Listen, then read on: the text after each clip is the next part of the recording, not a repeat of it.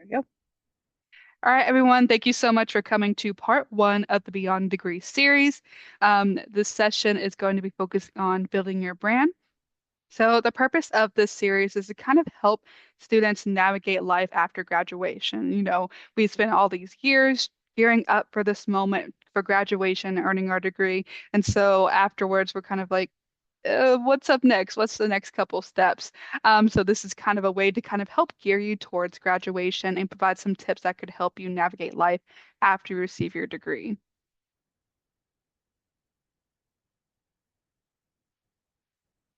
So this is the OSE team. The Degree series is a new event put on by the Online Student Experience. And this is our wonderful team. We are a small team, but we are made up of two full-time staff members, a graduate assistant, and our online ambassadors.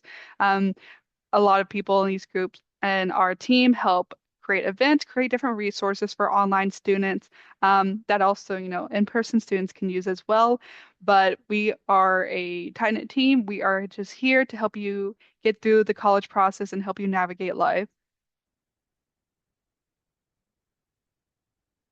So, if you've never been to one of my sessions before, I always like to start off things with like silly icebreaker, not necessarily relating to the program.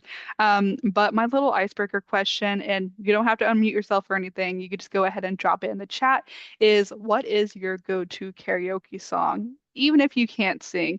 I know a lot of people say, well, I don't do karaoke. I don't like to sing, da da da. Me, I cannot sing whatsoever. But I do love a good karaoke song. For me personally, I don't know why. It's just my favorite karaoke song. I love to sing Poor Unfortunate Souls from The Little Mermaid. Something about Ursula's voice and the tone and the tempo is just awesome to me.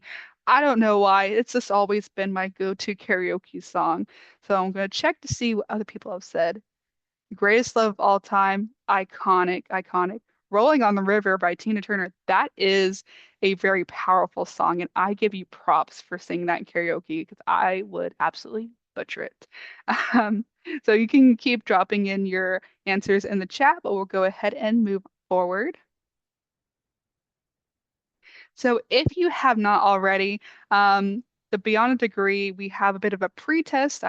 Pretest sounds a little harsh. It's more of like a quick sort of rate yourself kind of thing. So this QR code, and I also dropped it in the chat as well, is for our new program. The purpose is basically to rate your confidence in different areas relating to your professional development. In this little survey, you can also provide any topic suggestions you would like to see in the Beyond Degree series, just to give us an idea of what sort of programs and information you would like to learn about.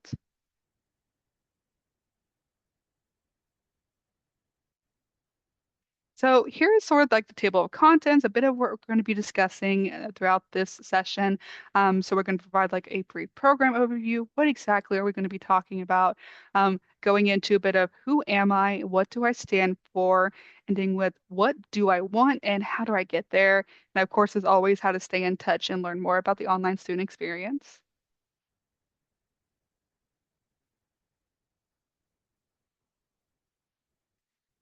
All right, so like I mentioned before, this session is talking about building your brand. So a personal brand is very similar to like a corporate brand. It's who you are, your values, and how you express those values.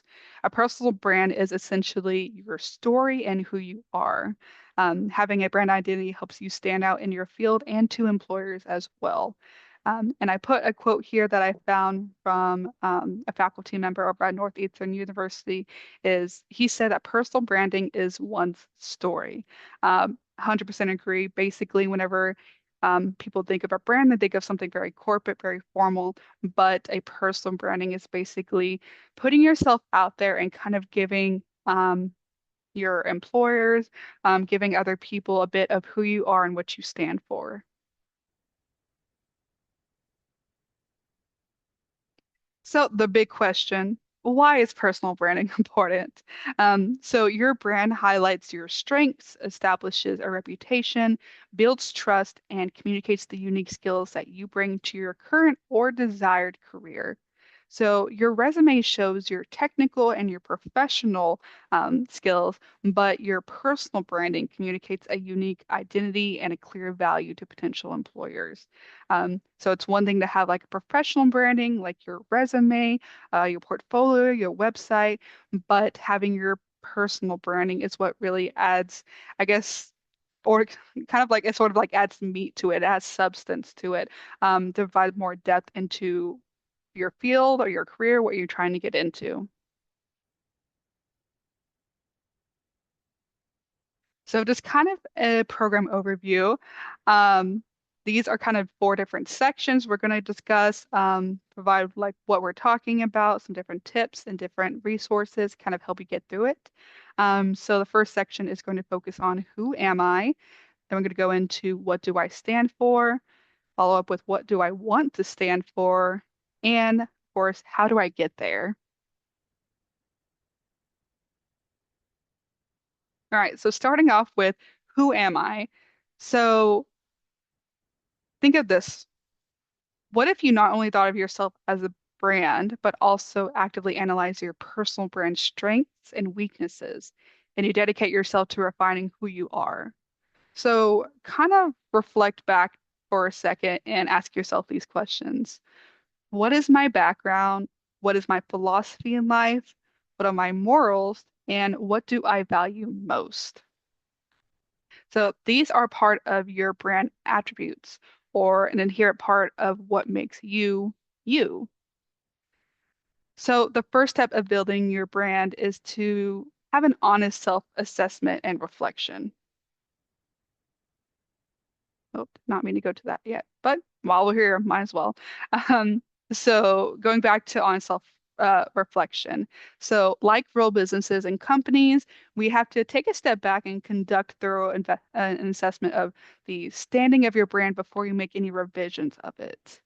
So this step is what the SWOT analysis. For those who are not 100% familiar, SWOT stands for strengths, weaknesses, opportunities, and threats, which threats always sounds so intense, but that's what it stands for.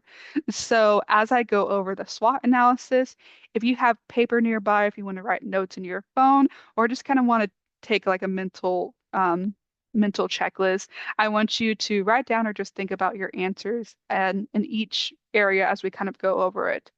So the first section is the S, strengths. So this is kind of what we got, and it was considered the good.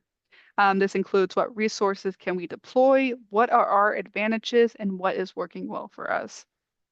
Going into the what we got, but not so good is the weaknesses. So what abilities are we lacking? Where can we, where are we starting to struggle, and how can we overcome these struggles? Going on to the what's out there. So not something you necessarily have, but what you're wanting to achieve, which is first one is opportunities. Who might our value, our strengths, what trends work in our favor, and what prizes are within reach. And then ending with the what's out there, but the not so good are the threats. So what headwinds do we face? What sort of problems might we face? Who might challenge us, and what could go wrong? I know typically whenever people are starting to get into self-reflection or trying to build themselves, they feel like they are constantly looking at their weaknesses and the threats, but not so paying much attention to the strengths and the opportunities. And we're going to kind of talk throughout this session about prioritizing our strengths and opportunities, and seeing the weaknesses and threats more as a gap or an opportunity as well.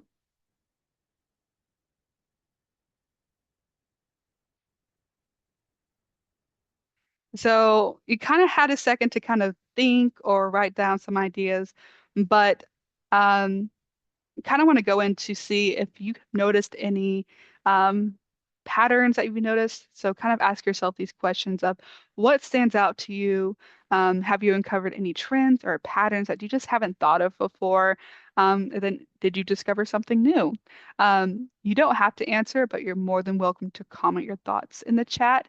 Like I know it's awkward speaking out loud, but kind of think about some different strengths, weaknesses, opportunities, and threats, and kind of think about something you've noticed. So feel free to drop that in the chat. But congratulations. You took a long look in the mirror and you survived. So that's the first step is onto that self-assessment and reflection. So believe it or not, this is actually probably the most challenging part of the process. So it's a good opportunity to kind of take a breath, relax. It's the hardest part in this entire presentation. So this is a great start to your journey. We're going to the next section is what do I stand for? So this is basically how others perceive you. How do you think others may perceive you, whether it's your friends, your families, your professors, colleagues, or classmates. So guess what? Scary fact. Whether you like it or not, the views of those around you can define your personal brand image. So other people's views of you is the result of existing elements that define who you are currently, as well as the messages you kind of sent them in the past, whether it's been verbally or non-verbally, or if you've sent it out and you've just been aware or unaware of the sort of message that you're putting out there. So your image today may be different to what it may be 2 years from now, 2 years ago. And this will have an impact on how to refresh your identity. But we're going to kind of talk about the difference between your brand image and your brand identity. So going into that brand image versus identity, um, starting with image. So this is how your brand is currently perceived by those around you. It is the total picture of how people think of a brand, aka you. So like I mentioned, this is how others perceive you, a total picture, and this is something that's always constantly changing. It's not uh, something that happens, oh, every once in a while, but a brand image is just constantly changing. For example, if I were to go outside and just scream for no reason, and there were people outside, they would probably see me and think, wow, that woman is crazy. This is their image of me. This is not my identity. They don't necessarily know who I am and my values. They just see a crazy woman screaming outside. And then going into brand identity, this is what you would like to stand for and what you would prefer to project onto others. So basically talking about how you want to be perceived. So in the identity, people understand your values and your priorities. So a person's brand identity can change over time, but it is less frequent compared to their brand image.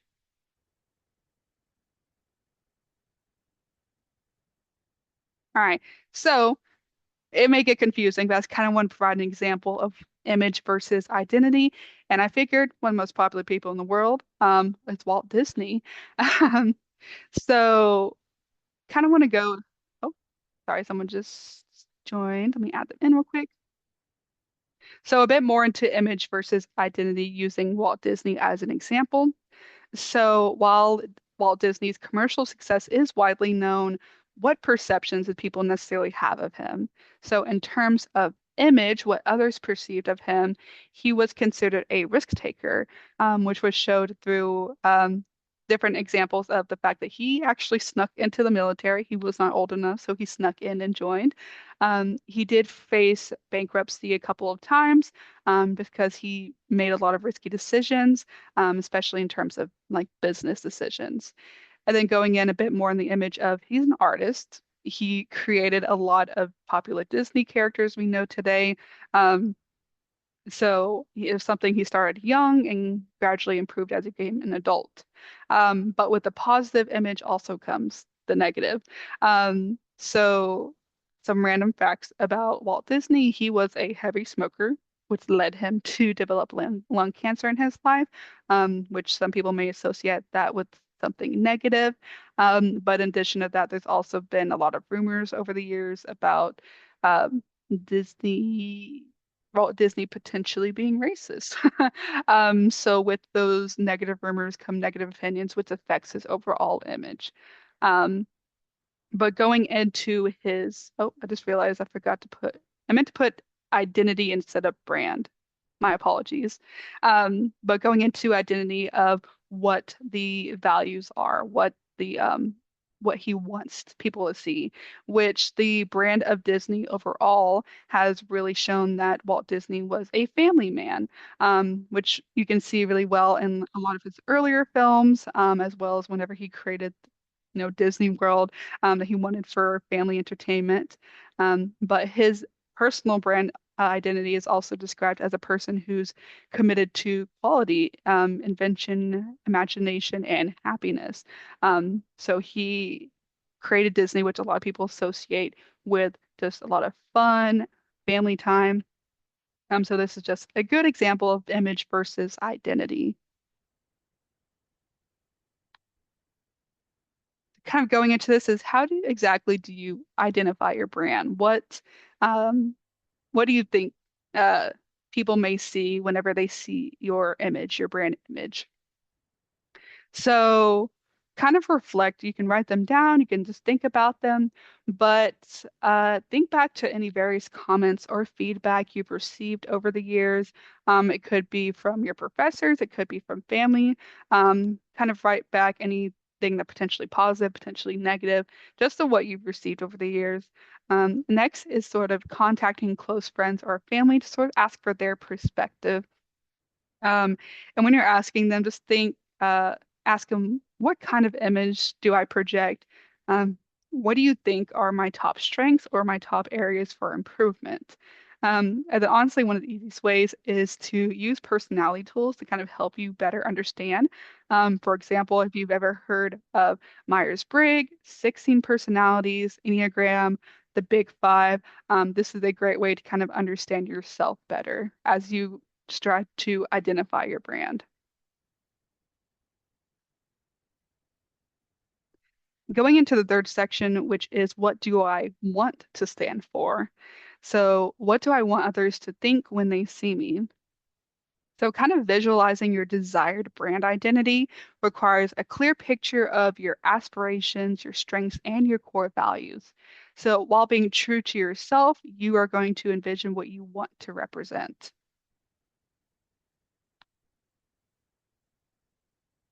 So going into starting with building your own identity. So everyone is a work in progress. Guess what? No one's perfect. But the strengths you have can be leveraged and can be transferred to the different areas in your personal or professional development. So it's more of leaning on your strengths instead of focusing solely on your weaknesses. So one of the ways I like to encourage people to look into is Clifton Strengths.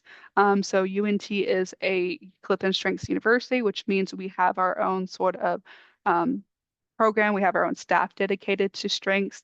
But if you're not familiar, Clifton Strengths is an assessment that ranks your top talents slash themes slash strengths and kind of gives you a report of your top 5 talents.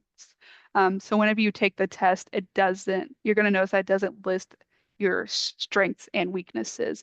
It lists your strengths and potential strengths or areas of improvement. But if you are interested in learning more about that, we are going to have a session in our third session on April 3rd. So just keep an eye out on how you can learn more about using those strengths in your career.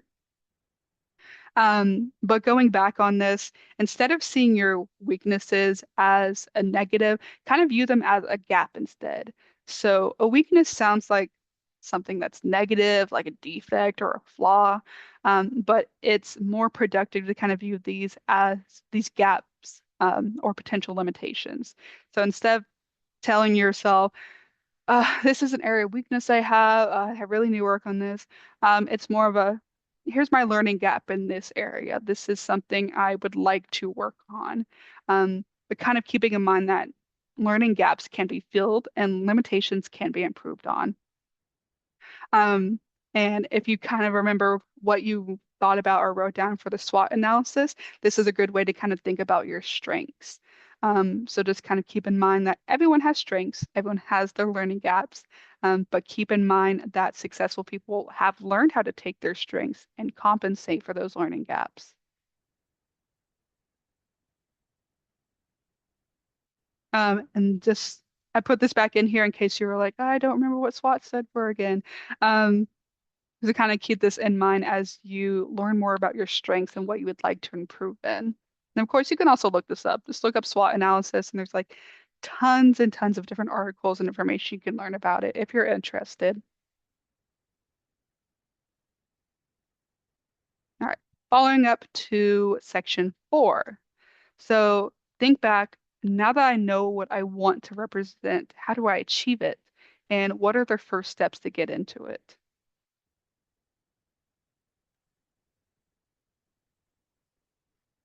All right. So in terms of how to get there, how to find your brand identity, um, and how to display it, here are some three main sections. Just kind of think about as you're trying to figure out how do I get into that? How do I take those first steps? Um, so the first section is branding goals. So if you have heard of SMART goals, talk about it a little bit in a sec. Um, so basically, we want to start with setting your branding goals. So a good example of the do that is using SMART goals for your personal brand. So SMART goals, if you're not has not too familiar with it, SMART is an acronym that stands for specific, measurable, achievable, relevant, and time-based. So more often than not, whenever we're trying to set goals for ourselves, we think, oh, okay, I can do something like I want to get straight A's in all my classes this semester. Okay, cool, perfect, good idea. How are you going to do that? That is usually what gets us there. So you want to be specific. So how exactly are you going to get straight A's? Are you going to study more often? Are you going to attend tutoring sessions? Are you going to attend your professor's office hours? Like, what does that look like? And then measurable. So, for example, if you are saying right now that you want straight A's in all your classes this semester, it's it's midway through the semester. You it may be a little late, but there's no there's no worrying and trying to start as soon as you can. But it's good to give yourself a good amount of time to prepare for that goal instead of something that's like, oh, I don't know when I'm gonna do it, or oh, I have like 2 seconds before I need to do this. Um, so just something that's measurable, realistic.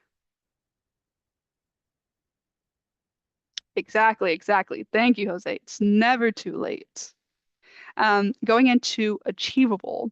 So if I wanted straight A's, it's not an unrealistic goal. It's something I can easily, well, not easily.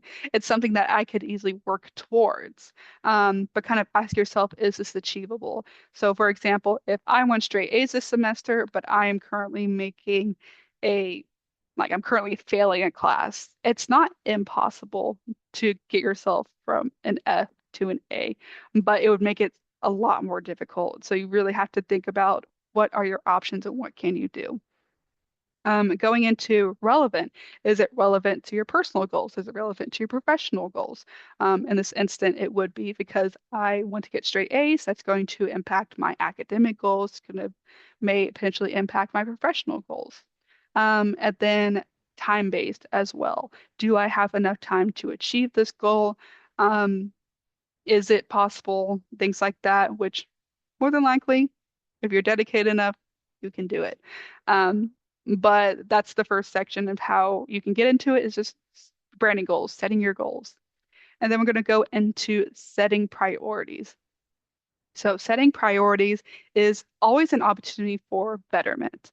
So once you have your priorities written down, um, kind of want to like mentally think it. You could also physically write them down, but setting your priorities into three different categories of something you should stop doing or you want to stop doing, something you should start doing, and then something you should continue doing. So kind of think about your priorities. And I'll go back to that example of wanting to get straight A's for the semester. So if I want straight A's, I may have to make certain sacrifices or stop doing certain things. For example, if I find myself that I'm constantly, and it does happen, especially for me, if I find myself constantly like putting itching for my phone, like wanting to scroll for a little bit, but like just for a little bit, is just kind of assess yourself, being like, I want straight A's this semester. I really need to study. I really need to focus on this paper. So even though I'm going to get like temporary satisfaction of looking for my phone and just scrolling through things, I need to get my priorities straight and focus on my goals. So after you kind of organize them and kind of think about what should I stop doing? What do I want to keep doing? What do I want to start doing? Asking yourself these questions and categorizing the steps can help eliminate unnecessary activities. So you'll begin to allocate time for those priorities that matter to you most and help you build your brand. And so if if you really, really want straight A's this semester, you have to make certain sacrifices and you have to really dedicate yourself in order to achieve your goals and set your priorities for the better. And then going into understanding your brand essence. So this is what drives you and drives what you do. So your brand identity should reflect your sort of unique skills and equities, and basically comes down to your core essence. So this will ensure that you create an identity that is meaningful and sustainable over the long term. So this is where kind of being truthful and having that self-reflection is really important, because going back into um, sorry, I lost my train of thought. Uh, Going into what do I represent and what do I want to represent. Um, Being truthful and being realistic with yourself is honestly very important, because you don't want to pretend to be something you're not. You don't want to pretend to be like this person who is right 100% of the time, always on time, doing everything perfect, because that's just not realistic. And if you tell an employer that or um, like talk to someone and tell someone that, they're going to be like, I'm not sure. So honestly, being truthful and acknowledging that you're a human and things happen, is what makes your brand meaningful and truthful. So your brand essence is basically meant to bring out the best in you, and it's not to set like some sort of promotional campaign on a false image. So remember to continue being truthful to yourself, but also recognize the power in positioning your brand in a new space of personal fulfillment. So um, basically saying that be true to yourself, acknowledge your faults, your learning gaps, but also think about how using your strengths to um, better utilize your brand and getting your name out there and building connections, and basically making yourself stand out to employers. This is a good opportunity to kind of put all of that information and build it into your identity.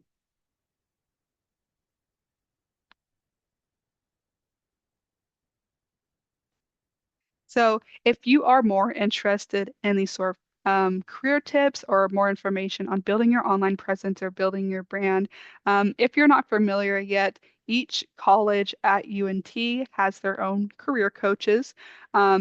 So the QR code on the screen takes you to the website where you can find out who your career coach is and schedule an appointment with them. So, if you are virtual or you're not able to make it on campus, they do online appointments as well. So you just have to reach out to them through Navigate and schedule an appointment. So with the career coaches, they can help you with anything from finding internships to learning more about graduate school to I just want to go and work after school. What what do I start? What do I do? So they are a great resource, and I absolutely encourage you to take advantage of them. If you go through the whole, school process and you think, oh, dang, I really should have utilized the career coaches, good news. Um, there are also career coaches at UNT for UNT alumni. So if after you graduate and you kind of need um, help kind of transitioning to a different field or different career, we do have career coaches for alumni and they can kind of help you get you in the right path. So that's one of the great things about UNT and our career centers that they still continue to help you even after you graduate, which has been really helpful because I graduated from UNT a year ago and I still utilize all the alumni resources. All right, we're getting up to the end. So that was the end of the main part. Just wanted to let you know of some upcoming events that the online student experience is putting on. So next week on Wednesday, we are doing a virtual GradCap decoration event. So basically how it's going to be is we're going to provide a template, and you can kind of organize what you want your grad cap to look like in case you're not able to get like physical materials, or you're just more interested in designing it virtually. This is a great opportunity to kind of see what you want to do. Even if you're not graduating anytime soon, it's just nice to kind of get an idea of how you'd want your grad cap to look like. Um, I did the same thing whenever I was preparing for graduation. I just went onto Canva and organized. I was like, oh, this looks like it might look pretty. And it was just a good idea to kind of get that before I designed it. And then the next day on Thursday is part two of the Beyond Degree series. And this is going to focus on building your resume and building your online presence. So that presentation is going to be presented by the Career Center. So be sure to attend that. Again, if you're not able to make it in person or you're not able to make it virtually, you can still contact Career Services and look at different resources and events that are coming up. And then after that, April 4th, I can't believe we're already close to April. It's crazy. Um, we are also putting on an online escape room. So if you have not already, follow us on our social media. Also check out our Discord. We're able to communicate with each other, and we also put events on through there. But the online escape room will be through Zoom, but a lot of our updates are through our social media, so just check us out there. You did it. You survived part one of the Beyond the Degree series. Thank you guys so much for coming out today. Um, wow, totally brain farted. Here is our information, all of our social media. We also have a podcast. So we come out with a new episode every Thursday. I'm actually getting ready to upload our new episode today after this. So you check us out on YouTube or Spotify, just UNT Online Student Experience. You could also check out our website. We have different resources, events, and different things available. Um, and then, of course, we also have success coaching through Online Student Experience. So if you are wanting more of a one-on-one guidance and kind of help to see where you're going to go, we have success coaches. I am a success coach as well. You can just schedule an appointment with us through Navigate. You can also check out our website to find out more information about that. And other than that, thank you guys so much for coming.